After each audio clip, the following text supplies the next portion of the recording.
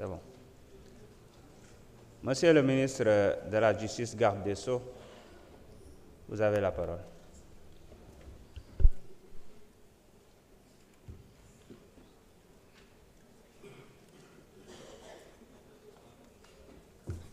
Je vous remercie, Monsieur le Président. Monsieur le Président de l'Assemblée nationale, Monsieur le ministre du Travail, de l'Emploi et des Relations avec les institutions, honorables députés, mes chers collègues. Monsieur le procureur général près la Cour d'appel de Dakar m'a transmis les procès-verbaux relatifs aux enquêtes à la suite du rapport de la Cour des comptes sur les fonds Covid et une note y afférente. Il résulte donc de la dite gestion que le ministère du Développement industriel, des petites et moyennes industries a bénéficié d'un montant de 2,5 milliards pour l'acquisition de masques. L'enquête a également révélé que les dépenses d'acquisition ont été payées en espèces, ce qui ne permet pas de retracer les opérations de paiement. Le ministre Moustapha Diop donc, a ensuite, en violation de l'article 11 de l'arrêté du 21 novembre 2017, numéro 21136, portant conditions d'ouverture de fonctionnement et de clôture des comptes de dépôt, nommé un gestionnaire du dit compte, seul coordonnateur des paiements et décaissements. Le dit gestionnaire a soutenu donc avoir retiré l'intégralité du montant par différents chèques à l'ordre d'un tiers pour le paiement en espèces de fournisseurs en vue de l'acquisition de 6 250 000 masques. Il a en outre reconnu avoir procédé sur instruction de son ministre de tutelle à des paiements en espèces en violation de l'article 104 du décret numéro 2020-978 du 23 avril 2020 portant règlement général sur la comptabilité publique qui exige un paiement par chèque ou par virement. Le secrétaire général du ministère a, quant à lui, expliqué que le choix des fournisseurs a été effectué par le ministre Moustapha Diop qui a ensuite ordonné au directeur de l'administration générale et de l'équipement d'établir des contrats à cet effet. Convoqué et entendu, l'auteur des retraits en question qui se dit être comptable du ministère a confirmé avoir procédé à plusieurs reprises à plusieurs retraits par chèque jusqu'à concurrence la somme de 2,5 milliards qu'il remettait au gestionnaire du compte. Le rapprochement entre le nombre de 6 250 000 masques prétendument achetés et celui attribué aux structures bénéficiaires a révélé un cap de 2 327 500 masques. Entendu au cours de l'enquête, 2 fournisseurs ont déclaré avoir respectivement obtenu du ministre Moustapha Diop l'attribution de marchés de 50 000 et 250 000 masques d'une valeur de 20 millions et 100 millions de francs CFA. Ils ont tous deux précisé avoir reçu le paiement intégral de ces montants en espèces des mains du ministre Moustapha Diop. À la suite de l'enquête préliminaire, une information judiciaire a été ouverte à l'encontre de plusieurs personnes. En ce qui concerne le ministre Moustapha Diop, il y a lieu de relever qu'il ressort de l'article 61 de la Constitution qu'aucun membre de l'Assemblée nationale ne peut, pendant la durée des sessions, être poursuivi ou arrêté en matière criminelle ou correctionnelle qu'avec l'autorisation de l'Assemblée nationale. Le membre de l'Assemblée nationale ne peut, hors session, être arrêté qu'avec l'autorisation de l'Assemblée nationale, sauf en cas de crime ou délit flagrant ou de condamnation devenue définitive. C'est au regard donc de toutes ces observations que la levée de l'immunité parlementaire du député Moustapha Diop,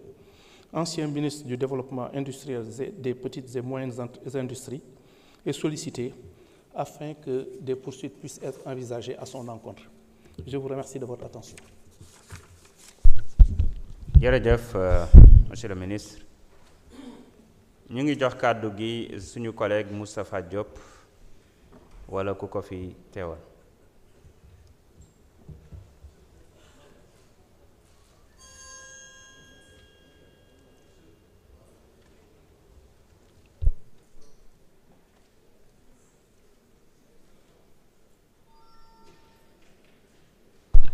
Allez-y.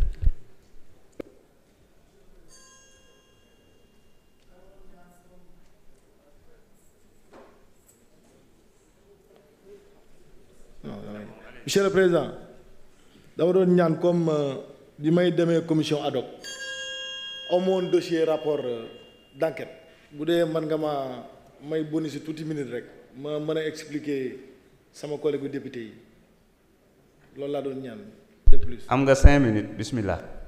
5 kay laa bëggoon nga tegal ma ci dara. déedéet yaakaar naa 5 minutes yu doy na. waaw bismillah comme.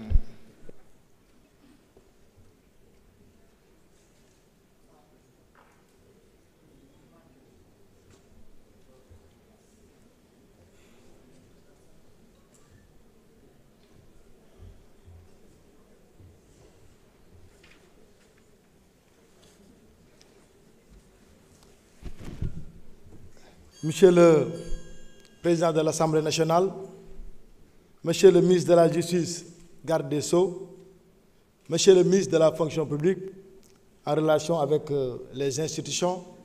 honorables députés. may ñëw tuuti di wax ci mbirum programme national de confectionnement de masques yi nga xam ne montant mi ngi tolloon ci 2,5 milliards francs CFA. ñu attribué woon ko au ministère du développement industriel mu doon defar ay masques pour askan wi ci période mbas mi may fàttali rek tuuti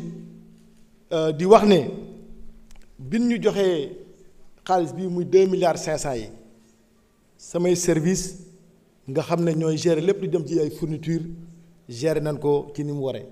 bi ñu nee xaalis bi dañ ko fayee en liquide ci la waa DIC convoqué tous les fournisseurs benn par benn te mi ngi ci rapport d'enquête bi ngeen tiim ñu laaj fournisseurs yi est-ce que fay nañ leen intégralement seen xaalis ñu génnee kayit waaye ne fay nañ leen intégralement seen xaalis mi ngi ci rapport bi ñu laaj leen est-ce que livré ngeen l'intégralité des masques ñu livré nañ l'intégralité des masques ñu laaj leen est-ce que joxu leen waa ministère de l'industrie dara pour guerre leen ñu ne joxuñu nu 50 nu Mali ñu ne délit bi lan la dañoo fayee en liquide ñoom naam samay service mais monsieur le ministre de la justice madame Aïssata Tall Sall ma nga fële ñeneen ñi ngi fi ñépp xam na ne le fait de payer en liquide n'est pas un délit pénal c'est une faute de gestion et li may wax lu leer laa wax c'est une faute de gestion boo xam ne ña ngi koy attee ca chambre de discipline financière de la cour des comptes te woo nan bu yàgg le gestionnaire en question ak DAGE ba juger leen ba pare daan ya benn ba avertissement la wala baneen ba nekk ñu dagg la 1 mois de salaire wala 1 an de salaire kon jàpp naa ne mbir moomu féete woon na boor mbas mi mu amee am na ñoo xam ne sax bu seen waajur doon génn àddina sapeur pompier yi ñooy yóbbu dem di suul yi ñu ñëw ñu ne bi ñuy distribuer masques yi wala dafa am ay quelques masques yu manqué yi parce que boo joxee duudu masque dafa war a signer décharger ainsi de suite jàppal bàyyil mais amul benn yoon fu ñu waxee ci production de masques yi dafa am lenn loo xam ne manqué na ci. li nga wax aussi également fii nga ne sama secrétaire général moo ne man maa doon joxe marché sama secrétaire général boo liiree ci rapport bi mosut a tudd sama tur ci rapport bi daf doon def narration di expliquer procédure bi nu jaar ñoom pour joxe masque yi man fekkee woon sax réunion bi ñuy sélectionner déjà ay fournisseurs ba pare beneen bi bu leen fàtte ne fii dañoo wataloon benn loi d'habilitation fii ci assemblée bi au président Macky Sall ñu fexe woon ba nga xam ne code des marchés amatul woon waaw fu code des marchés amul fan la marché di amee ak fan lañ ko attribué benn ñaar ñu ne gestionnaire de compte bi dañ koo nommé en violation gestionnaire de compte yi le 31 décembre fu mu jotee bu ñu voté budget ba pare ministre des finances bu leen naxee ngeen laaj ko Cheikh Diba ministère des finances mooy yónnee courrier ci ministère yépp wax ñu désigner les gestionnaires de compte et les administrateurs de crédit par arrêté bi suñ ko defaree day dem direction contrôle budgétaire dem direction du budget ñoom ñëpp ñu visé mu jógee fa dem contrôle financier ñuy doog di signer mu dem secrétariat général du gouvernement ñu doog di numéroté arrêté ba ana illégalité wa foofu wala kon xanaa chaîne bépp doo faux déjà benn mi ngi noonu beneen bi topp ñu ne la dame Mariéta Basse boo liiree enquête bi dañ koo laaj ndax xam nga mu ne xam na ma mais waxul ne benn yoon man maa ko fay ainsi de suite et puis loolu ay allégation la nit à chaque fois ñu ne diw nee na lii diw nee na lii man damaa jàpp ne nit bu ñu koy woo wala ñu koy teg dara dañu war a teg fondement yi wóor sëkk xam ne diw mi moo def lii man je suis ministre de la République je ne suis pas administrateur de crédit ni ordinateur de dépense ni responsable de programme lan la mën a toppee lan laa def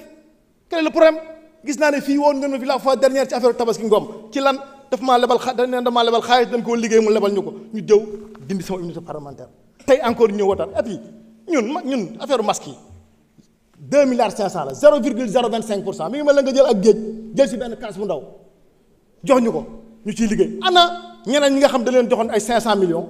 500 milliards 300 milliards 400 milliards pourquoi ñu sélectionné 4 ministres ana yeneen ministres yi ana ñeneen ñi wala man Moustapha Diop man maay nooy neex ba nga xam ne saa yu ñëwee rek yëkkati sama unité parlementaire dem jaar seen yoon ànduma ci tey ànduma ci ëllëg. léegi nag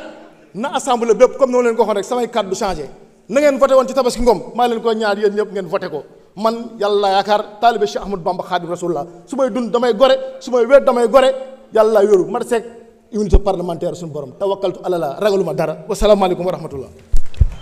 Jërëjëf. Y a-t-il un orateur contre?